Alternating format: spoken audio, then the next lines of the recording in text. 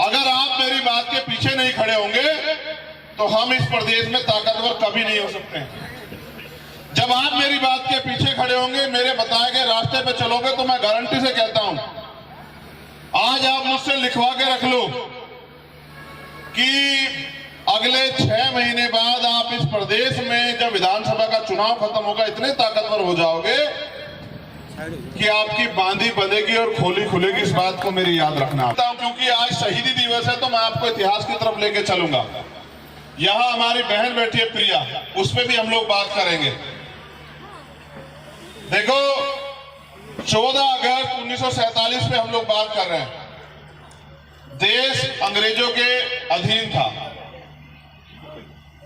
अंग्रेजों के संविधान से हम लोग, अंग्रेजों की न्यायपालिका प्रक्रिया से हम लोग, अंग्रेजों की शिक्षा प्रक्रिया से हम लोग जो हैं प्रभावित थे। 14 अगस्त को जो हमारे हालात थे, एक दिन बाद जब आजादी मिली 15 अगस्त 1947 को भी बिल्कुल झुके तू थे। इस बात को जरा गौर से समझो।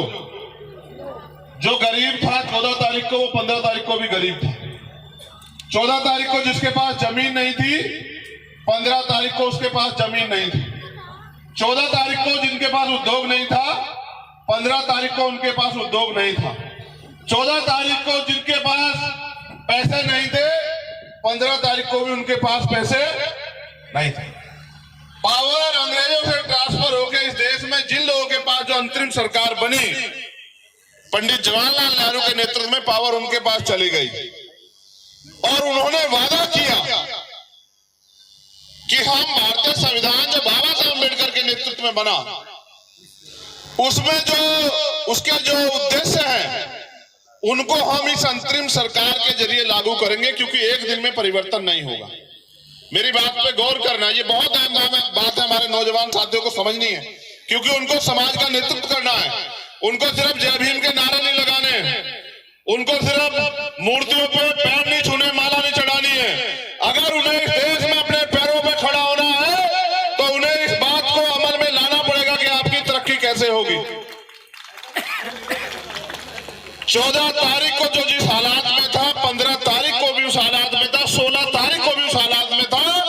अगर हमारी जिंदगी में परिवर्तन होना था तो वो बाबा साहब अम्बेडकर द्वारा लिखित संविधान में जो हमारे लिए अवसर पैदा हुए उससे होना था।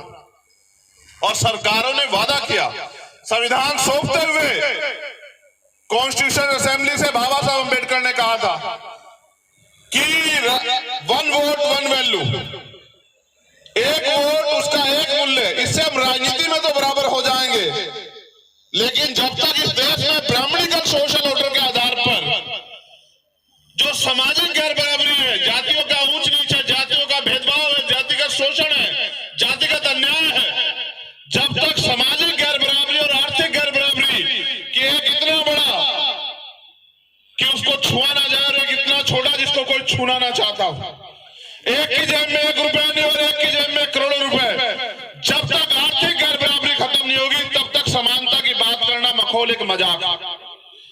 फिर संविधान के जरिए ये उम्मीद लगाई गई कि भाई हमारी जिंदगियों में भी नए अवसर पैदा होंगे, हम भी इस गुलामी से आजाद होंगे।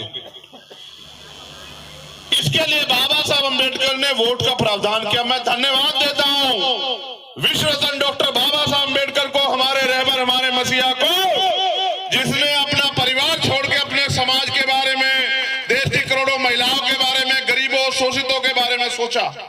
उनसे पहले भी एक प्रक्रिया महामानव तथागत बुद्ध, संत श्रोमणी सतगुरु रविदास, भगवान वाल्मीकि, गुरु नानक देव, संत कबीर, गुरु घासीदास के नेतृत्व में चली आई सामाजिक परिवर्तन की। फिर राष्ट्रपिता ज्योतिबा फूले, साहू जी महाराज, पेरियर रामास्वामी नायकर, पेरियर लल्लू यादव, संत गाडगे जी महाराज, नारायण गुरु, उनके नेतृत्व में भी ये परिवर्तन के आंदोलन चले। उनके जाने के बाद बाबा साहब अम्बेडकर ने मोर्चा संभाला।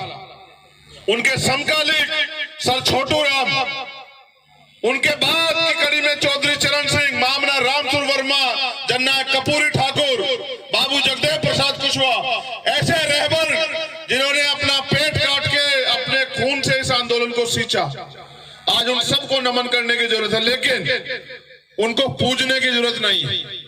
हम सबसे बड़ा धोखा ये करते हैं, हम महापुरुषों को नमन करने के बजाय उनके रास्ते पर चलने के बजाय उनको पूजने का काम करते हैं। जब जब हम महापुरुषों को पूजेंगे हम उनके विचारों की हत्या करेंगे। हम इस देश में गुलाम इसलिए हैं क्योंकि हम अपने महापुरुषों के दिखाए रास्ते पे नहीं चलते। जिस दिन हम अपने महापुरुषों के दिखाए रास्ते पे चलेंगे उस दिन इस देश में हमारी गुलामी, चाहे सामाजिक हो, आर्थिक हो, राजनीतिक हो, वो सारी बेड़ियां हमारी कट जाएंगी। जब हम अपने महापुरुषों के रास्ते पे नहीं चलेंगे तो हम इस देश में, अपने ही देश में गुलामों की तरह जीवन जीने के लिए मजबूर होते रहेंगे। मैं जो बात आपसे गौर कराने को कह रहा हूं, बाबा साहब अंबेडकर ने वोट का अधिकार हमें दिया। वोट का अधिकार देने के लिए कोई भी राजी नहीं था। कोई कहता वोट का अधिकार उनको मिलेगा जो लगान देते हैं, कोई कहता वोट का अधिकार उनको मिलेगा जो पढ़े लिखे हैं, कोई कहता वोट का अधिकार उनको मिलेगा जो व्यापार करते हैं। लेकिन बाबा साहब अंबेडकर इस बात पे अड़े रहे कि लोकतंत्र तब पूरा होगा जब अंतिम व्यक्ति को भी वोट देने का अधिकार मिले। अंतिम व्यक्ति को वोट देने का अधिकार मिले, इस बात के साथ उन्होंने जो है लगातार संघर्ष किया।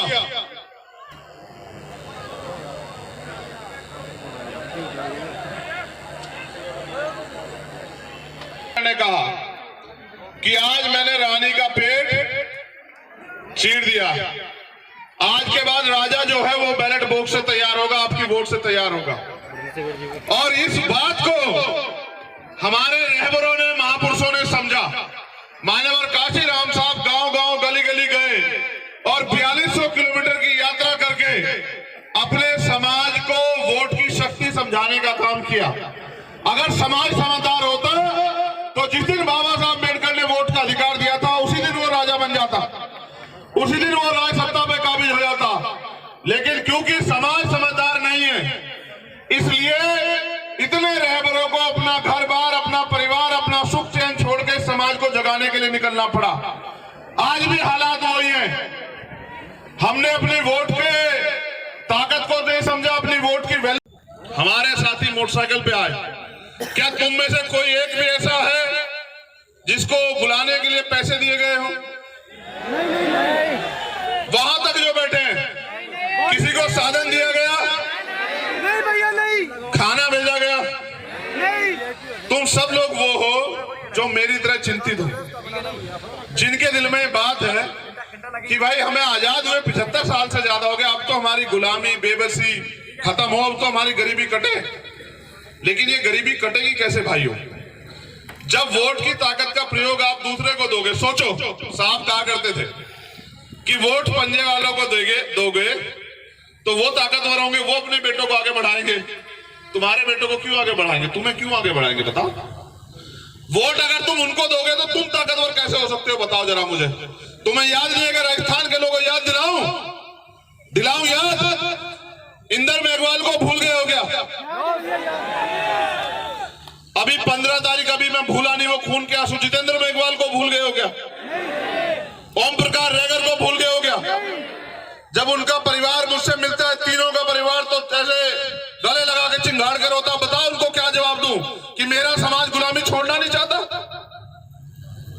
क्या जवाब दूं उनको? बताओ क्या जवाब दूं इंदर मेघवाल के पिताजी को, जिसपे उसके बाद भी हमला हुआ उसके चाचा पे, और मुख्यमंत्री तमाशा देख रहा था बैठ के? बताओ क्या जवाब दूं जितेंद्र मेघवाल को कि सरकार ने जो वादा किया वो वादा पूरा नहीं किया, सिर्फ मूछे रखने में मेरे भाई की हत्या हुई। आज भी वो परिवार है सुरक्षा के माहौल में। लेकिन राज किनका है? जिन लोगों के पास साथ हम हजारों साल से पीड़ित थे, उन्हीं का राज भी आज इस व्यवस्था पे है। मैं आपको भादरा ये बताने के लिए आया कि अगर करो मरो की स्थिति पैदा हो चुकी है देश के अंदर। मैं याद करता हूं शहीद आजम भगत सिंह को, राजगुरु जी को, सुखदेव जी को, उनकी शहादत को।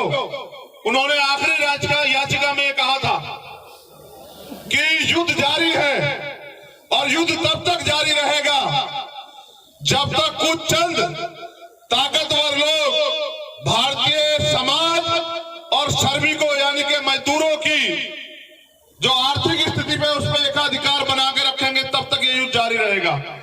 आज भी किसानों को उनकी फसल के दाम नहीं मिलते, आज भी मजदूरों को उनकी न्यूनतम वेतन नहीं मिलता। अभी अभी किसानों के लिए एक और प्राणाघात हुआ, प्राकृतिक मारू ओला पड़ गया। मैंने खुद देखा कि हमारे यहाँ वैश्य का किसान रो रहा है। सरकार मुआवजे की बात करेगी, मुआवजे के नाम पे किसी को 10 रुपए पकड़ाए, किसी को 20 रुपए पकड़ाए, किसी को 50 रुपए पकड़ाएगी, यानी कि उनकी मेहनत से मजाक करेगी। यही हो रहा है इस व्यवस्था में। जो पहले आजादी से पहले की व्यवस्था थी, आज भी वही झुकी तो दिखाई देती है। किसान मजबूरी में सुसाइड कर रहा है, नौजवान बेरोजगारी के कारण जो है सुसाइड कर रहे हैं। और अगर मैं राजस्थान की बात करूं, यहाँ की सरकार तो इतनी निकम्मी है कि कोई पेपर ऐसा नहीं कराते जो लीक ना हो। कहता हूं कि राजस्थान में आपके अधिकार छीनने वाला कोई बचेगा नहीं।